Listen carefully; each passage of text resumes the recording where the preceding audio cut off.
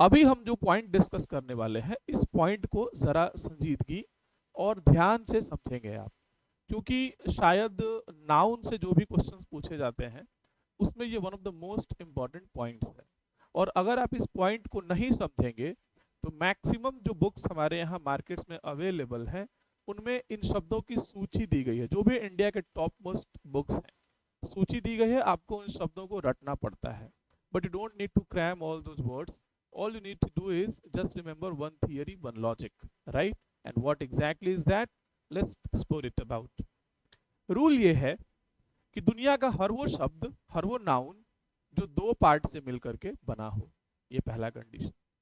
दुनिया का हर वो शब्द, दुनिया का हर वो नाउन जो दो पार्ट से मिलकर के बना हो, ये पहला कंडीशन। दूसरा क्या? दोनों पार्ट बिल्कुल एक जैसे हो। दोनों पार्ट क्या हो? बिल्कुल एक जैसे हो।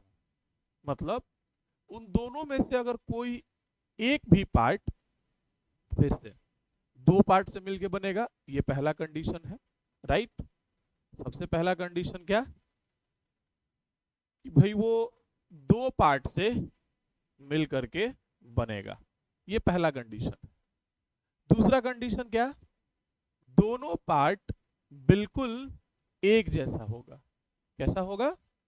एक जैसा होगा।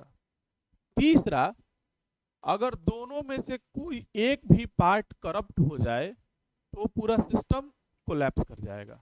ये तीन कंडीशन सुने आप। दो पार्ट से मिलके बना हो, दोनों बिल्कुल एक जैसा हो, दोनों में से कोई एक भी पार्ट अगर करप्ट हो जाए तो पूरा सिस्टम कोलैप्स हो जाए। ठीक है बात? तो ऐसे जितने भी नाउन्स होते हैं, जैसे पहले इनका एग्जाम्पल समझते हैं क्या क्या हो सकता है। जैसे आपने कैंची देखा है, कैंची दो पार्ट से मिलके बनता है, दोनों बिल्कुल एक जैसा होता है। एक जैसा आप समझ रहे हैं ना, मतलब कॉन्ग्रुएंट हो, ऐसा वाला, सिमिलर नहीं हो, मतलब सर्वांग सम हो, समरूप नहीं हो। अगर आपने हिंदी में पढ़ा हो तो आइडेंटिकल का मतलब ही एग्जैक्ट रेप्लिका, सेम। तो दो पार्ट, आपने कैंची देखा, कैंची दो पार्ट से मिलके बनता है, दोनों एक जैसा होता है, कॉन्ग्रुएंट होता है। आप इमेजिन कीजिए उसका एक पार्ट करप्ट हो गया, एक पार्ट हट गया, तो आप कैंची ऐसे ऐसे चला पाएंगे? नॉट एग्जैक्टली, आप ऐसा नहीं कर पाएंगे।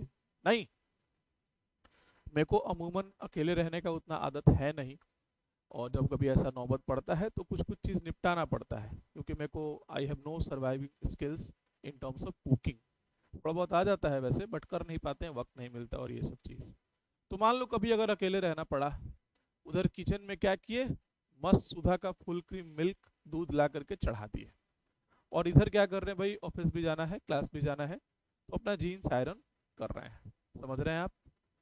अचानक से कहीं से मस्त मस्त खुशबू आ रहा होता है, दूध जल गया है। समझ रहे हैं आप?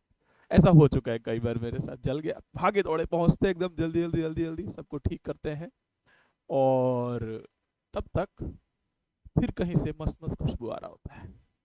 उधर 1 केजी दूध सूख करके 100 ग्राम हो चुका है, लाल लाल, लाल से काला भूरा भी हो गया है, अब फिर एक और खुशबू आ रही है, जीन्स मेरा जल चुका है। दौड़ के पहुंचते हैं, आयरन वैसे ही छोड़ के चले आए थे। अब सोचिए, जीन्स भी क्या है, दो पार्ट से मिलके बना है, दोनों बिल्कुल एक जैसा है, एक भी अगर करप्ट हो जाएगा तो पूरा कोलैप्स हो गया सिस्टम। ऐसा थोड़ी करेंगे एक जला हुआ एक बिना जला पहन के आएंगे। हालांकि आजकल के बच्चे, आप लोग जेनजी जिसे कहते हैं, जेनजी से मेरे को विशाल का याद आता है, एनीवेज माय स्टूडेंट, वो बड़ा जेनजी जेनजी करते रहता है। तो हम ऐसा नहीं करेंगे एक आइडियल सोसाइटी में, मतलब आइडियल भी कहना उचित नहीं है, मतलब आमतौर पे नहीं करेंगे लोग, क्योंकि कोई चीज़ आइडियल नहीं होता है, everything is ideal according to one's convenience. So इन बातों का बड़ा ख्याल रखते हैं। वो भी वैसा ही एग्जाम्पल है। आप मंदिर जाते हो, जूते बाहर खोल के जाते हो, नहीं, अंदर भगवान से कुछ मांगने, आपका प्लानिंग कुछ और रहता है, अंदर भगवान का प्लानिंग कुछ और रहता है। खोल के गए थे दो एडिडास, जब लौट के आते हैं तो एक एडिडास एक रिबॉक हो चुका होता है। तो जूता भी उसी का एग्जाम्पल है, दो पार्ट से मिलके बना है, दोनों बिल्कुल एक जैसा है, एक भी अगर करप्ट हुआ तो पूरा जूता खत्म आपका। आपके जूते, आपके मोजे, आप दूरबीन समझते हैं, दो पार्ट से मिलके बनता है, बाइनोकुलर कहते हैं, वो भी इसी का एग्जाम्पल है। इसके अलावा स्पेक्टेकल, चश्मा पहनते हैं, that's not spectacle, that is spectacles, दो पार्ट से मिलके बनता है, दोनों एक जैसा है, एक फोड़ देंगे तो ऐसा होगा, एक फूटा हुआ एक बिना फूटा पहन के आएंगे, नॉट एग्जैक्टली। इमेजिन कीजिए आप कैसा लगेंगे आप। तो अभी हम पहचानने का तरीका बताए। यहां से सवाल क्या आएगा वो नहीं बताए, सवाल क्या आएगा ये समझिए। तो ऐसे जितने भी शब्द होंगे, सबसे पहला इन सारे शब्दों के अंत में एस जरूर लगेगा, ये सबसे पहला बात।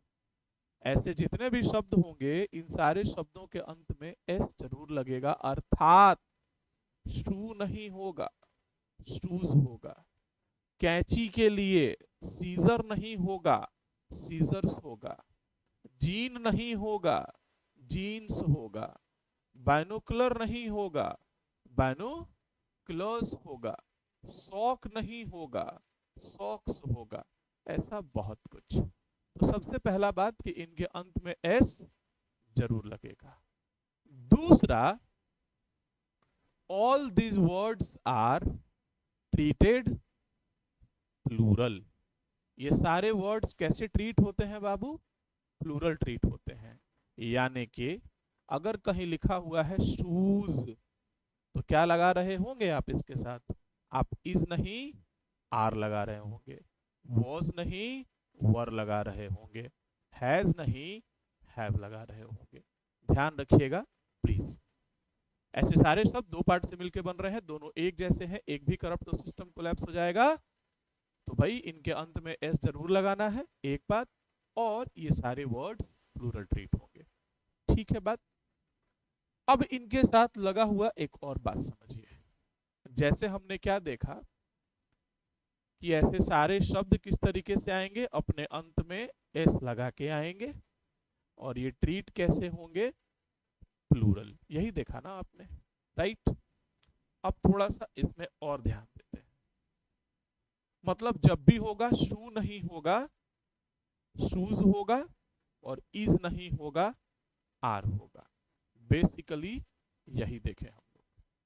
लेकिन यही सारे शब्दों के पहले ये जो आपका x प्लस एस है, अगर आप इसके पहले लगा देंगे अ पेयर ऑफ, क्या लगा देंगे? A pair of.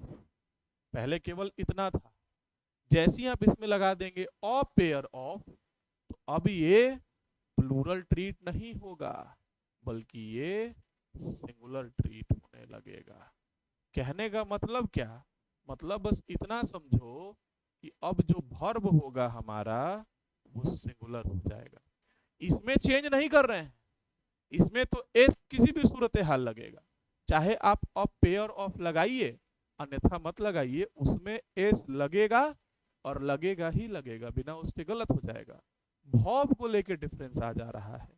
अगर आप अ पेयर ऑफ नहीं लगाते हैं तब तो आर लगेगा, लेकिन जैसे ही आप शूज के पहले लिख देते हैं अ पेयर ऑफ शूज, तो इस दफा आर नहीं होता है, इस दफा इज हो जाता है। उम्मीद करते हैं बात आप समझ रहे हैं, ठीक है बात। अब आइए जरा देखते हैं, वीडियो को आगे पीछे करके खुद से आप अपने हिसाब से पेस बढ़ा के घटा के आप देख सकते हैं कितनी बार भी। अब इनसे संबंधित कुछ क्वेश्चंस आए हमारे यहाँ एग्जाम में। आइए बोर्ड पर लिखे हुए कुछ प्रश्नों पर नजर और निगाह डालते हैं हम लोग और समझते हैं। सबसे पहला सवाल क्या है? He does not cut paper with blade but with scissor. कैंची दो पार्ट से मिलके बनेगा, दोनों एक जैसा होगा, एक भी अगर करप्ट तो पूरा सिस्टम करप्ट। क्या होगा? सीजर नहीं सीजर्स होगा। दूसरा क्वेश्चन हम आपको कंफ्यूज करने के लिए दिए हैं, इनफैक्ट हम नहीं दिए हैं, एग्जाम वाला देता है कंफ्यूज करने के लिए। क्या आप पढ़ेंगे? I have never seen such a lovely spectacles in my life said the passer by. राहगीर होता है, तो आपने तो पढ़ा था कि स्पेक्टेकल नहीं स्पेक्टेकल, शूज नहीं शूज, तो आपको लगेगा कि इसमें कोई एरर नहीं है और 2 नंबर सेंटेंस हमारा बिल्कुल सही है, आपको ऐसा लगेगा। हम जानबूझ के ये भी डाल दिए कि दिमाग में रखिएगा कंडीशन होना चाहिए, दो पार्ट से मिलके बना हो, दोनों एक जैसा हो, एक भी करप्ट हो, सिस्टम करप्ट। दरअसल स्पेक्टेकल नाम का ये जो वर्ड देख रहे हैं, इसका मतलब दृश्य भी होता है, इसका मतलब सीनरी भी होता है, राइट। Spectacle scenery. और आपका सेंस होता है चश्मा, तो उस समय स्पेक्टेकल नहीं स्पेक्टेकल्स होता है। तो दृश्य के सेंस में केवल स्पेक्टेकल होगा और चश्मा के सेंस में स्पेक्टेकल्स हो जाता है, राइट। तो यहाँ पे क्या कह रहा है, मैंने अपनी पूरी जिंदगी में इतना खूबसूरत नजारा कभी नहीं देखा है। तो यहाँ सीनरी वाला सेंस है, नजारा वाला, दृश्य वाला सेंस है, तो अभी आप स्पेक्टेकल्स यूज नहीं करेंगे, स्पेक्टेकल करेंगे। इसलिए दे दिए कि आप याद कर लोगे, रट्टा मार लोगे, एग्जाम में फंस जाओगे। तीसरा सवाल देखिए, तीसरा शू दो पार्ट से मिलकर बना है, दोनों एक जैसा है, तो क्या करेंगे भाई, हम लोग एस लगाएंगे, लगा दिया है, अच्छी बात है। आमतौर पे पुल्डल वर्ब लगता है, पुल्डल लगा दिया है, ये भी अच्छी बात है। बट एक और चीज नोटिस करना है, वो भी तो इंपॉर्टेंट बात है, इसके पहले ऑफ पेयर ऑफ लगा दिया है। क्या लगा दिया है, ऑफ पेयर ऑफ। और मैंने क्या बोला कि अगर आप जैसे ही इसके पहले ऑफ पेयर ऑफ लगाएंगे तो वर्ब प्लूरल नहीं लगेगा, सिंगुलर होगा, वर नहीं वॉज होगा। हालांकि बहुत जल्द एक टॉपिक आपके सामने आने वाला है 3-4 लेक्चर के बाद, जहां हम लोग पढ़ेंगे finding subject of a verb, जहां हम सेंटेंस में वर्ब का सब्जेक्ट ढूंढना सीख